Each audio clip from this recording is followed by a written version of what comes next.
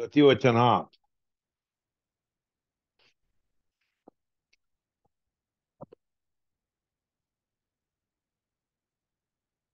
मात्रा संपत्ति मात्रा संप्रतिपत्तौ औषध्यानि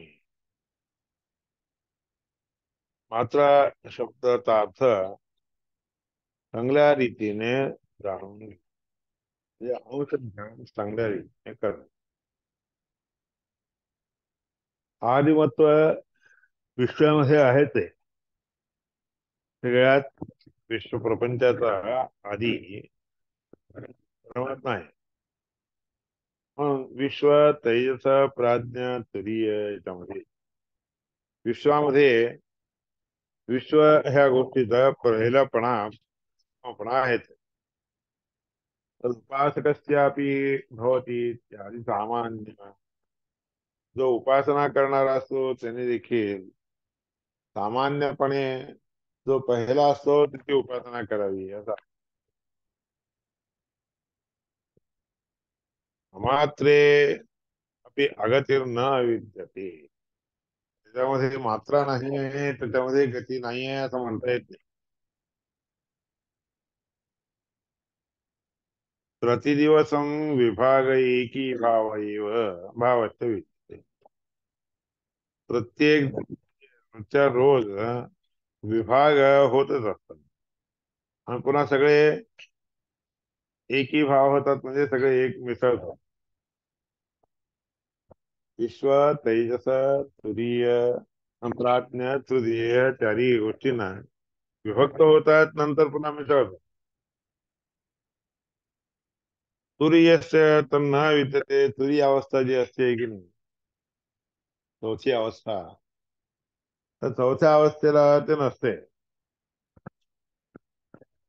चौथी जी अवस्था असते तर चौथ्या अवस्थेला तुरीय अवस्थेला हे नसतं. म्हणून ह्या गोष्टी सगळ्या काल सांगितलं सगळं म्हणजे भाष्य ते त्या उपनिषदाचे भाष्य विश्वादीनां व्यवहार कारणत्वं विद्यते तुरीयस्य तन्न विद्यते इत्यतो म्हणूनच गम्यत्वम् अपि गम्य म्हणजे तेच आहे. नास्ति इत्याशंकां निवर्तयति अगतिर्न विद्यते. अगती म्हणून त्याच्यामध्ये नसते त्याच्यामध्ये सांगितलं अकारो एते विश्वं उकारश्च तेजसं मकारश्च पुनश्च प्राज्ञ नामात्रे विद्यते गतिः. किंवा हे जे उपनिषद आहे त्या उपनिषदाचा अर्थ सांगितलं अभिप्राय सांगितलं. अगतिर् न विद्यते इत्यर्थ. आत्मानं संविशति इति गतिवचनात. गती म्हणजे कशी आहे आत्मानं संविशती परमात्म्यामध्ये ते विलीन होतात म्हणजे काय परमात्मा होऊन जातात असं नाही. म्हणजे मोक्षामध्ये विलीन होऊन जातात.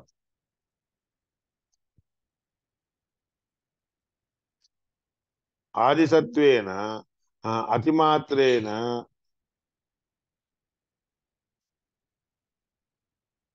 आदिमा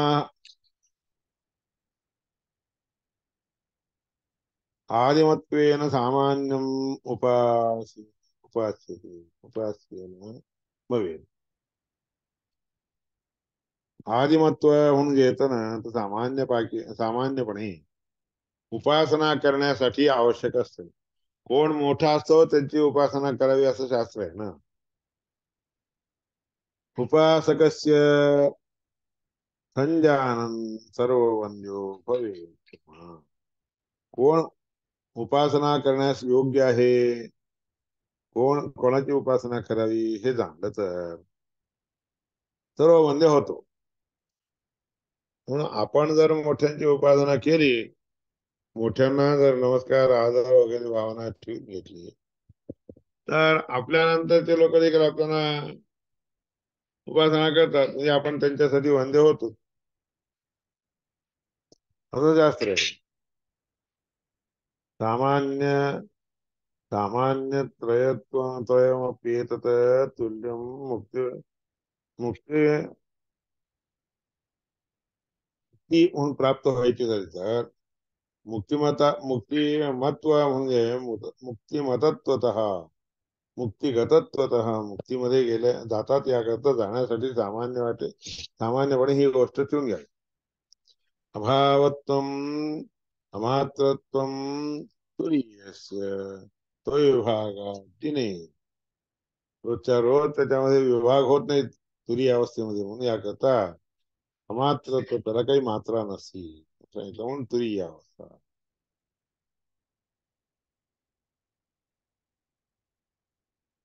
जाग्रदादेर अकर्तापि गम्योसो ज्ञानीनाम. जागृताधिक अवस्था देणारा जो आहे की नाही ते सगळं करणारा नाही तो काही देत नसतो करत नसतो असं समजा म्हणून त्याला गम्य म्हणून म्हणतात. म्हणजे जागृताधिक अवस्था ज्याला नसतीये त्या परमात्म्याला हे सगळं काही नसते. जागृत अवस्था स्वप्न अवस्था सुषुप्ती अवस्था वगैरे कोणत्याच नसते. तुरी अवस्था देखील प्राप्त व्हायची गरज नाही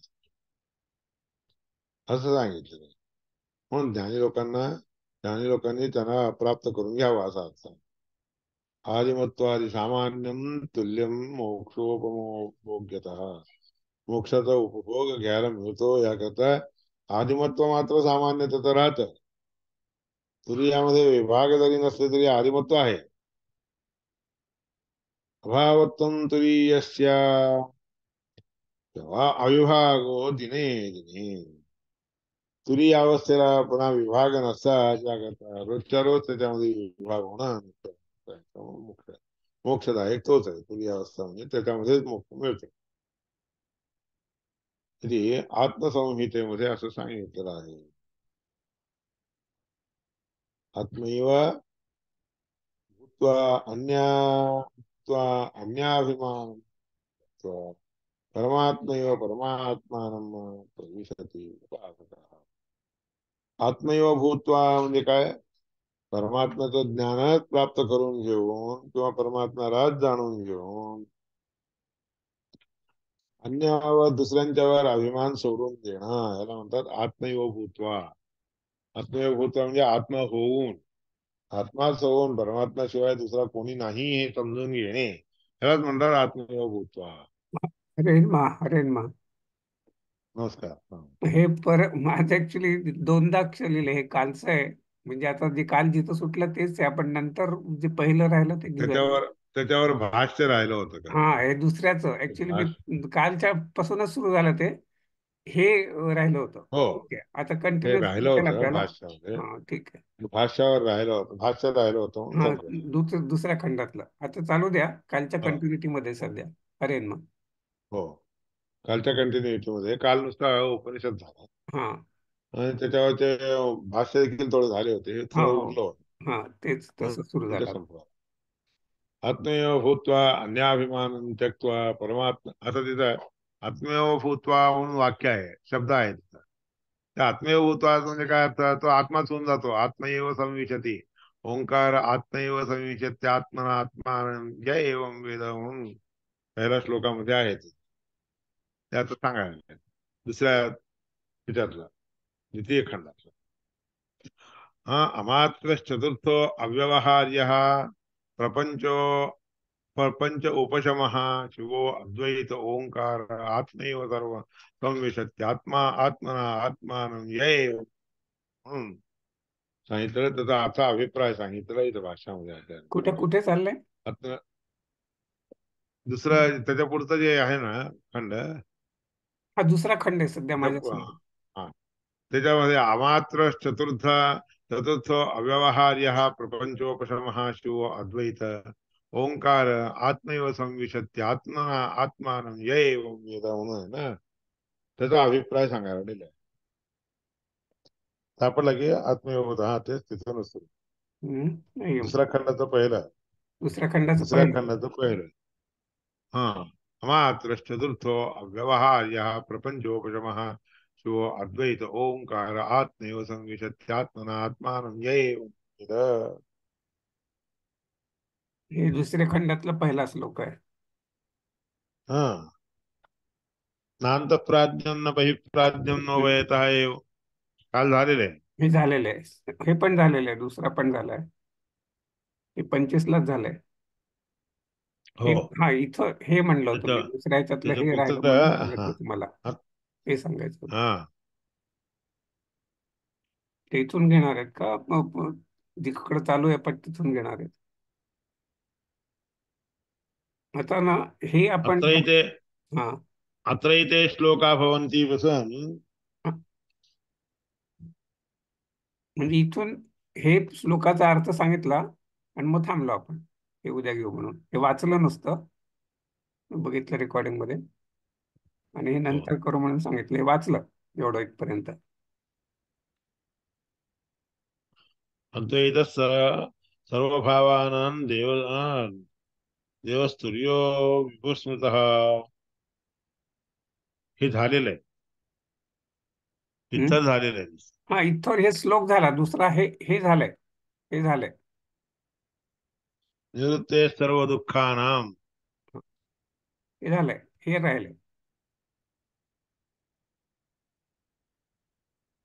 इथून पुढचे श्लोक झालेले आहेत, फक्त भाष्य भाष्य राहिलंय. तेच तेच हम्म. भाष्य तर मी सांगितलं होतं. हा. गतिवचनापर्यंत भाष्य व्हायचं होतं. हम्म. आता इथं त्याच्यानंतर पुढचं जे आहे की नाही. हम्म. कार्यकारण संबंधस्य. हा.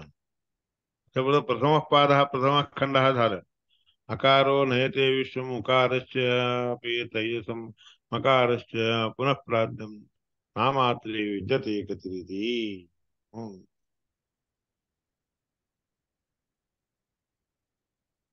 समजा ना मला, विचारला उगीच.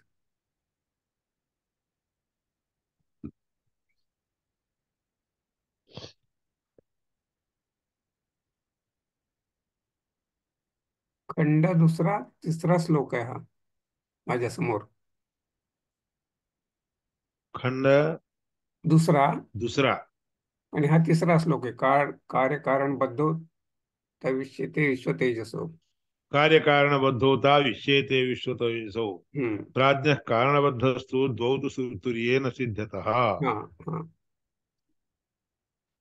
हे हे इथपर्यंत झालंय का? हे सगळं हा नाही, श्लोक श्लोक झाला. सगळेच झाले, श्लोक सगळेच झाले 10 पर्यंत. त्यांचे हे राहिले, हा. टीका, टीका राहिल्यात.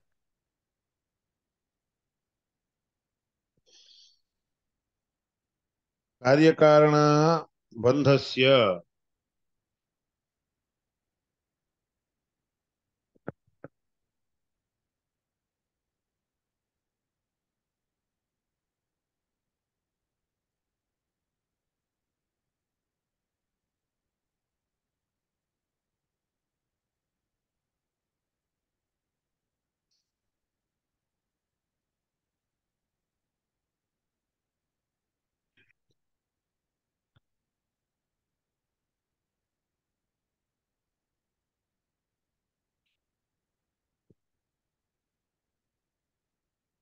हे तर बघा, जसं चालू असेल तसं चालू द्या, हे नंतर बघूया राहिलेलं.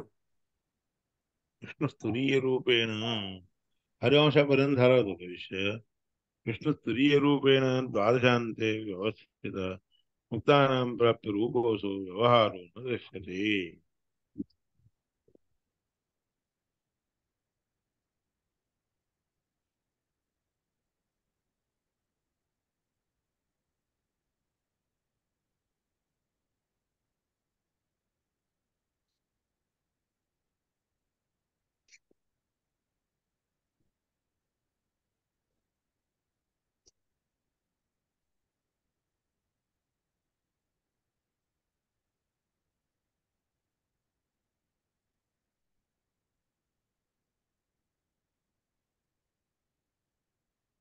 कार्यकारणबन्धस्य तदहीनत्वतो विभुः उत्सादिरूपो भगवान् बद्ध इत्युच्यते श्रुतौ.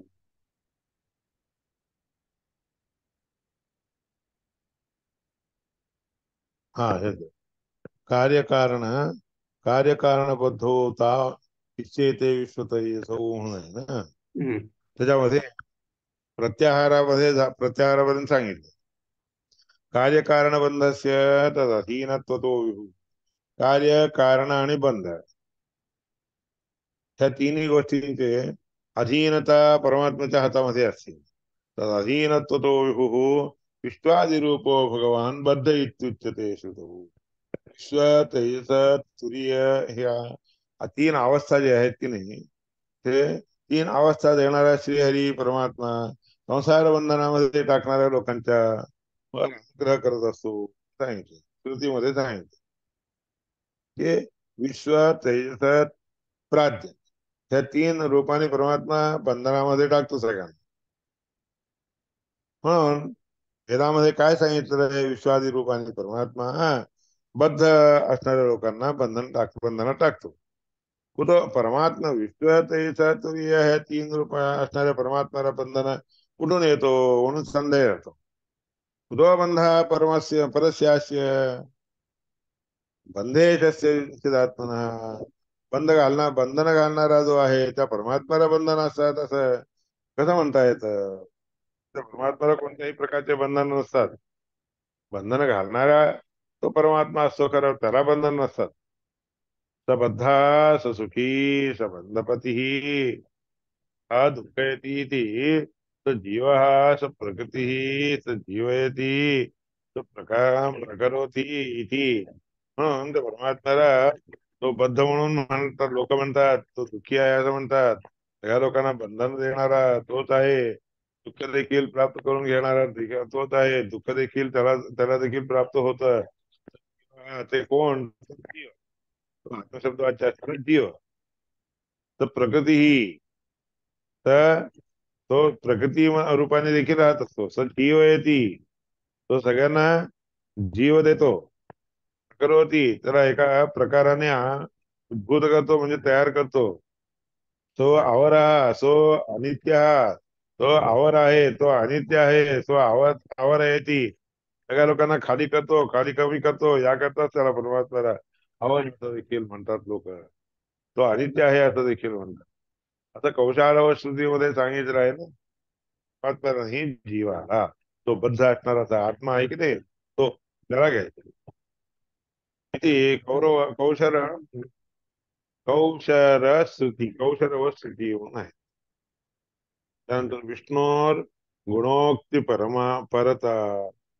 परमात्मा गुणांनी युक्त आहे असं म्हणून नित्यम सुरेश्वरा. परमात्म्यामध्ये सकल गुणोक्ती, परमात्म्यामध्ये सगळे गुण असतात असं.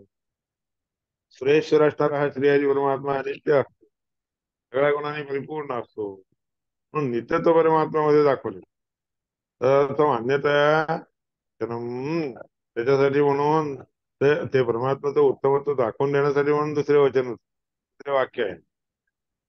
तसे विरोधी आता त्या परमात्म्याला विरोधी असणारे जे काही आहे ते सगळं हं, मम ह्या अर्थाने वापरले जात असतात. मम म्हणजे माझा आहे, मी करतो असं म्हणून परमात्मा म्हणलं तर तुम्ही थोडंच करतात. हे क्वापि नाही क्वापि साहम तत्स्मरणात सदा. तो मी तो आहे असं तत्स्मरणात सदा सारखं आपण त्याचं स्मरण करत असतो. म्हणून सोहम म्हणून म्हणतो. सरस्वती ते संप्रोक्त तस्मात् म्हणून तत्सरणात सोहम असं.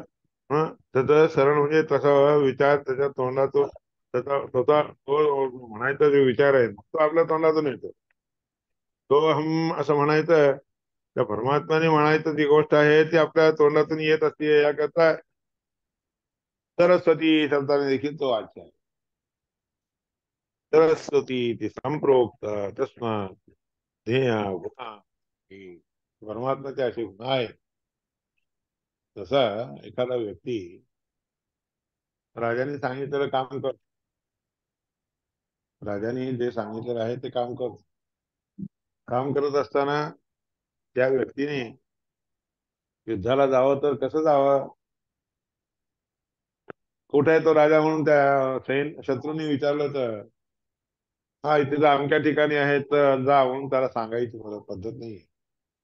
त्याने काय करावं, हा मीच पाहिजे, काय करतोस कर येऊन असं म्हणाला. तसं म्हणून त्यांनी युद्ध करावं लागतं. आणि तसं जर न म्हणता तो युद्धाला गेला तर तो युद्धाला गेल्यासारखा नाही आणि त्या राजावर त्याला अभिमान नाही असा होतो.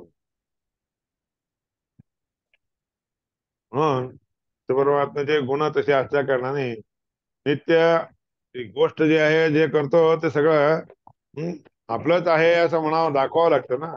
त्याकरता सोहम म्हणलेलं जातं.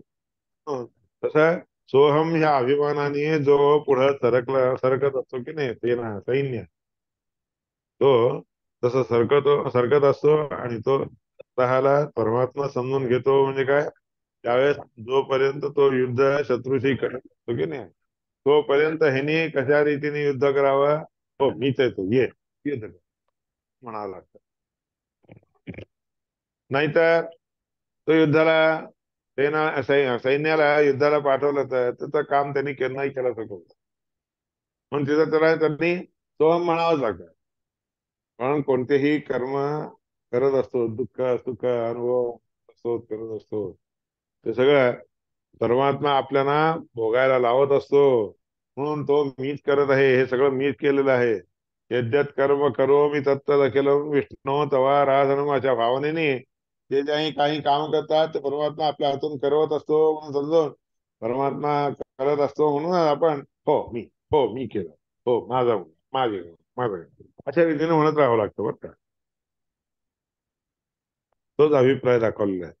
तन्मया तन्ममार्थो नहि क्वापि सोहम करणात सदा सरस्वती तस्मात् ज्ञेया. असे श्री हरी परमात्म्याचे गुण आहे तसं समजावं म्हणून महोपनिषदात सांगितलं. नात्मानन्न परामश्चैव न सत्वं नापि चामृतम प्राज्ञः कम वेदयेत किंचित जीवकालतमो विना. पहा, प्राज्ञ अवस्थेमध्ये विश्व तेज प्राज्ञ नावाची ती अवस्था जी आहे की नाही, त्या अवस्थेमध्ये संवेदये किंचित त्याला काहीही वेदना नसते. जीव काल तमो विना, जीव आणि काल आणि तम म्हणजे अज्ञान, त्या तीन गोष्टीला सोडून दुसरं काही त्याला कळत नसते. सुप्त्यवस्थां सुखम वापी विना नान्यत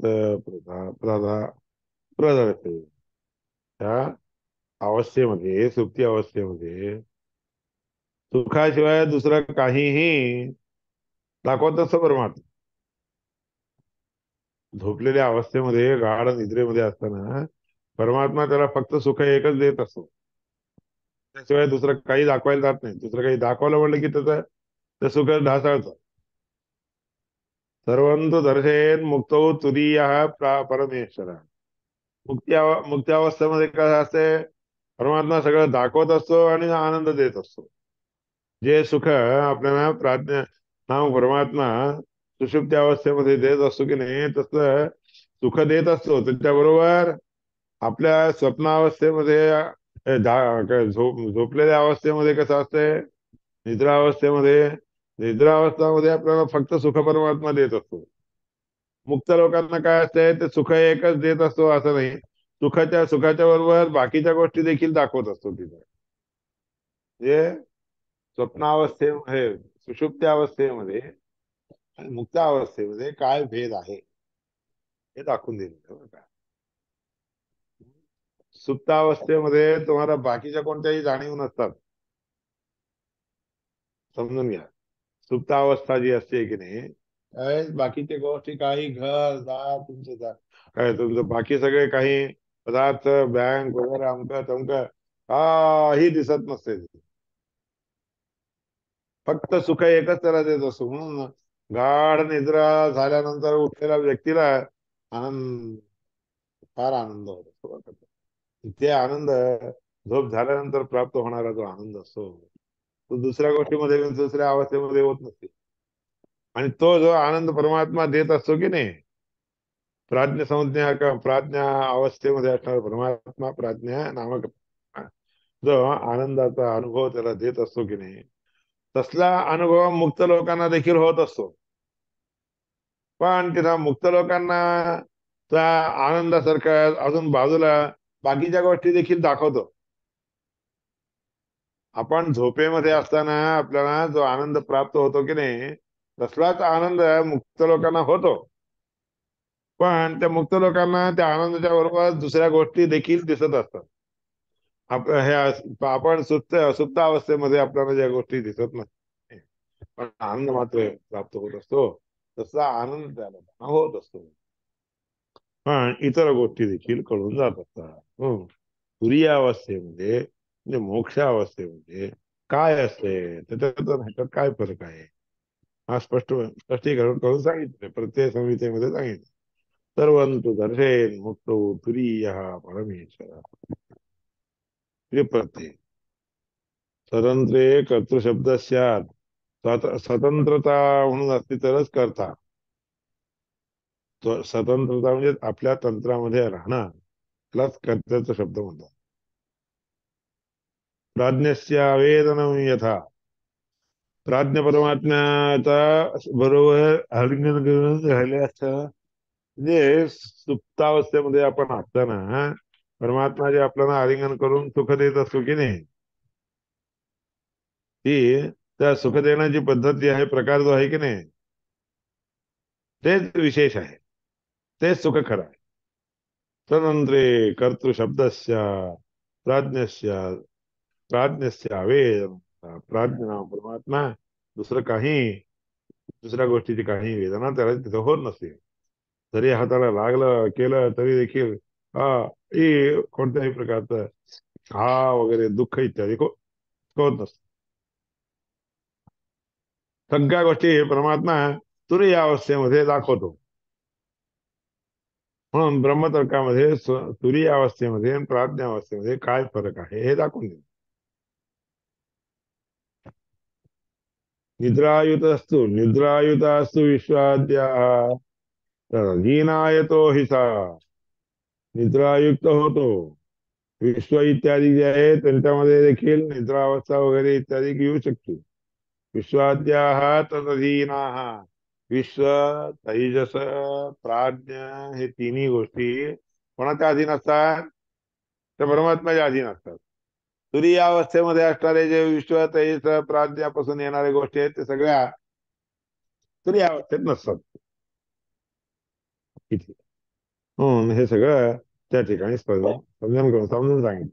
यथा मृत्य युत स्वामी यज्ञानम परमात्मा. हा, जसं मृत्यांनी युक्त असणारा स्वामी असतो. स्वामी स्वामी असणे हे कसं असतंय तर भृत्यांना त्यांच्या अधीन ठेवून घेणं ह्याला स्वामी म्हणतात.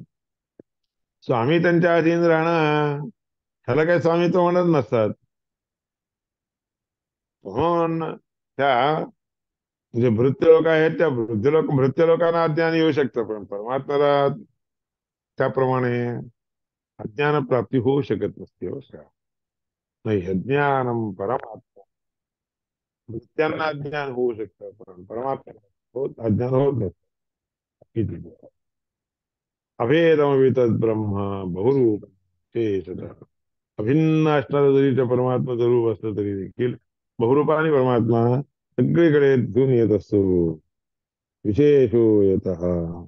विशेष हाच विशेष आहे परमात्मा. करोति न करोति इति व्यवहार. हा, परमात्मा आपल्या शक्तीने व्यवहारामध्ये करतो. करणारा देखील तोच आहे, करवणारा देखील तोच आहे. म्हणून व्यवहारामध्ये आपण समजून घ्यावं. हे सगळं ब्रह्मतर्कामध्ये सांगितलेलं आहे. न वेद न संवेदयती स्वीकारे. क वेदना देणारा आहे एवढंच म्हणतो, पण तो त्याला वेदना येते असं स्वीकार करू नये बरं का. तुर्यंत सर्व सदा. तुरी अवस्था म्हणजे सर्वदर्शनी, सर्वदर्शित्व, सगळं सगळं त्याला दिसून येत असतं. वेदस्याग्रहणे तुल्यम उभयोः प्राज्ञतुर्ययोः. द्वैतस्य आग्रहणम. द्वैती भाव जो आहे की नाही त्या ठिकाणी ग्रहण करता येत नाही. हे विश्वतेचा प्राज्ञा तुरीय हे सगळे व्यक्त विभक्त आहेत, वेगवेगळे आहेत, असं समजून घेणं चुकीचं आहे. त्याला हे सगळे विभाग नसतात. तो या विभागाने सगळ्यांना वेगवेगळ्या अवस्था आणून देत असतो, असं समजायचं असतं एखादं. त्याच्यामध्ये असे विभाग असतात असं समजायचं. प्राज्ञ तुरीय, प्राज्ञ आणि अवस्था किंवा तुरीय अवस्था. तुरीय अवस्थेमध्ये मात्र असे तिन्ही विभाग नसतात. प्राज्ञ अवस्थेमध्ये जी अवस्था असते तशी अवस्था तुरीयमध्ये असते. कितीच्या विरुद्धम, सगळं विरुद्ध असणाऱ्या गोष्टी परमात्म्यामध्ये दिसून येतात. द्वैत ग्रहण कारणत्व द्वैत ग्रहण कारण, सगळं वेगवेगळं आहे असं समजून घेणारा कारणीभूत असणारे रूप परमात्म्याचे एकच असते, तुरीय अवस्थेमध्ये असते. काय या सगळ्या गोष्टी इथं सांगितल्या. द्वैत न ग्राहयेत तुर्यो न च प्राज्ञः कथंचन द्वैतग्रहणबीजन्तु निद्रा प्राज्ञं समाधिता. निद्रावस्था म्हणजे प्राज्ञावस्था म्हणून सांगतात, समाधी अवस्था म्हणून देखील म्हणतात. प्रकटश्रुतीमध्ये सांगितलं आहे. आता विपरीत ज्ञानादपि विपरीत ज्ञानानंतरम जायते. विपरीत ज्ञानामुळे देखील विपरीत ज्ञानानंतरचे जे गोष्टी असतात ते उत्पन्न होत असतात. इत्यादी गोष्टी ज्या आहेत वेळ ते वेळ संपली. हे सगळे हम्म. पुढच्या ह्याच्यात श्रीकृष्ण कृष्ण अर्पण.